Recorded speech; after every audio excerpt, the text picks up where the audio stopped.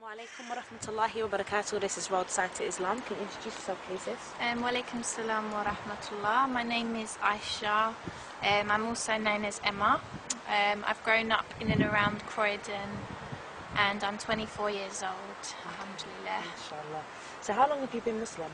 I've been a Muslim for 6.5 years now, mashallah. Inshallah. So tell me a bit about what your life was like before you came to Islam. Well, my early life was good, mashallah. I had like a strong family unit, my mum, my dad and my sister. Up until I was about 12, you know, things were good. You know, we had a home. We didn't grow up in like a rough estate or anything like that. My parents worked hard as well to, you know, provide for us. So, you know, things were quite good up until I was about 12, and then my parents, my dad was basically unfaithful, my mum and dad split up, and basically from then things just changed a lot really in my life. The family unit suddenly was gone. My mum and my sister couldn't get on, they kept arguing over certain things, so my sister moved out.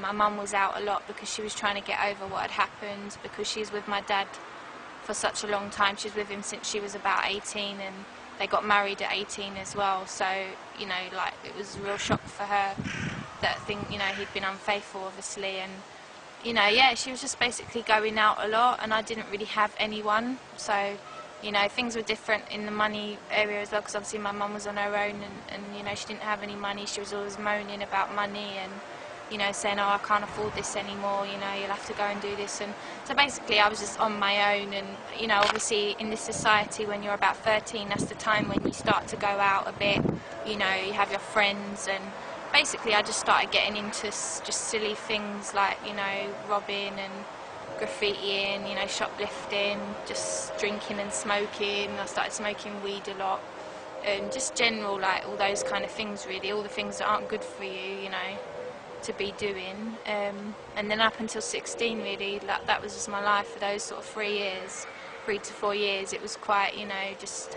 all over the place. I should have been like studying and working hard at school, but, you know, obviously things just take over and you just start to kind of, you know, do whatever makes you feel happy. And when you don't have a purpose in life, that is just what you do. You just do things to enjoy yourself all the time, and you don't think about the consequences, especially when you're young as well. You don't really think about it. But even though I used to go out and have a good time, I was also really insecure before, like, I was a Muslim. I used to want to get like surgery, and I used to want to, like, you know, everything was just all superficial. It was always about how you looked and not anything else. And obviously that, you know, that side of things is hard as well. Like, when you don't know your purpose in life, you just think that a woman, you know, as a woman, you just think you have to look good all the time, and, you know, you're influenced all the time by society. So, you know, you can get really low days, and I'm sure a lot of people watching this who are females will connect with that as well. You know, like, if you're Muslim, you'll remember that from before, like, and even if you're not Muslim, you'll know what I'm talking about, because obviously, you know, you're expected to do so much in this society as a woman, and that can really bring you down because there's so much demands on you all the time. So really, yeah, my life was just quite, you know, it was a mixture of highs and lows, but the lows were really low because obviously I didn't know my purpose in life.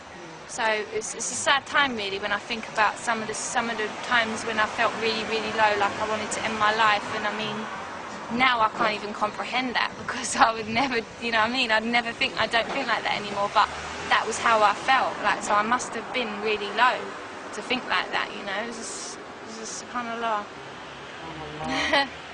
Glad I'm not there anymore, like, alhamdulillah. So, like, now that you're Muslim, yeah, how has your life changed?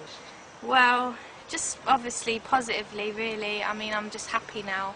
I'm content. I mean, not content as in, like, nothing bothers me or, you know, nothing like that, but I just know what my purpose in life is now. So even when bad things happen or bad things come, I know how to deal with them now, because I know that everything is a test from God, and, you know, that keeps me strong, because I know that I'm just being tested, you know, like everyone gets tests in their life.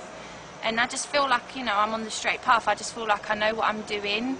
I know how I have to live my life, and it's just nice. I feel like I've got the manual now, so I know how to work the product properly and and I know how to take care of it as well.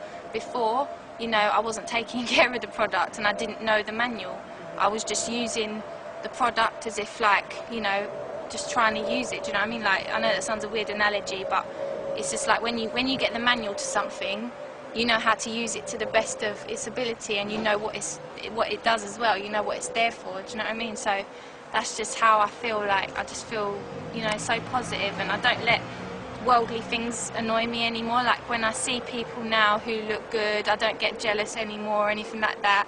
I just think, you know what, if that's what they enjoy, that's what they enjoy. You know, I am who I am. God made me the way I am, and I'm just pleased. You know, like, I'm happy for everything that He gives me. So it's just made me so much, you know, so much more humble and grateful just for things. It just generally makes you a better person, really. It just generally makes you a better person, and obviously you just know your purpose as well, which is beautiful. So, alhamdulillah. Mashallah, tabarakallah. So what advice then would you give to the youths out on the streets? Well, obviously, you know, I grew up in and around Croydon, and, you know, I was always sort of in and out of South London because I had friends, you know, in South London, and obviously everyone's sort of seen what's been happening sort of over the past, well, to be honest, it's been happening for a while, but it's got quite bad over the past sort of 5 years, all the knife crime and the gun crime. But I mean, just regardless of that as well, I just advise people in general just to try and think for themselves, because I just think a lot of the time young people don't think for themselves. They're always just thinking about what their friends are doing, or what other people are doing in society, or what that rap star's doing, or what that pop star's doing. Just like, try and forget about people sometimes and think about yourself, and think about what you're doing with your life, where you want it to go, you know, because like a lot of the time silly things happen because people don't think enough. They just don't think, and I just think people need to really just you know, wise up. You know, there used to be a show called Wise Up. I think people need to wise up and just start thinking about what they are doing. What are they doing every day? You know, like, obviously as a Muslim I will definitely advise people to look into Islam because it's the fastest growing religion. There's Muslims in every country, and you know, obviously I would advise them to look into it because it's, you know, it's what I follow, it's what I think is the truth. So obviously I'm going to say to look into it, but just in general, just seek knowledge. Just try not to sort of, you know, believe what everyone says all the time. Read some more books. Try and turn off your TV.